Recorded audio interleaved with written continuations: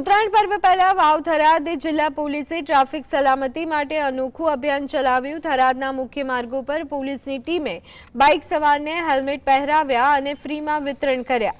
પતંગના દોરાથી બચાવવા માટે લોખંડની રીંગ બાઇક પર જાતે લગાવી અને જીવ બચાવવાનો સંદેશ આપ્યો। જિલ્લા પોલીસ પ્રમુખે ટ્રાફિક નિયમોનું પાલન કરવાની અપીલ કરી અને માર્ગ સલામતીમાં લોકોની ભાગીદારી જરૂરી હોવાનું જણાવ્યું। આ કાર્યક્રમમાં SOG, traffic police, cyber cell અને પેરોલ ફ્લો સ્ક્વોડ સહિત અનેક અધિકારીઓ જોડાયા। ઉત્તરાયણ પહેલા અકસ્માતો અટકાવવાના સંકલ્પ સાથે આ જાગૃતિ અભિયાન ચાલુ રહેશે। બીજાનો કોઈનો જીવ જોખમમાં ન મુકાય અને આપણી ભૂલના કારણે કોઈ અકસ્માત ન થાય એ આપણી ખૂબ મોટી જવાબદારી છે। એ પ્રકારની જાગૃતિ આ વિસ્તારમાં આવે એ પ્રકારનો ટ્રાફિક અવેરનેસનો કાર્યક્રમ આપણે વાવ થરાદ જિલ્લામાં આજે આયોજન કર્યું હતું।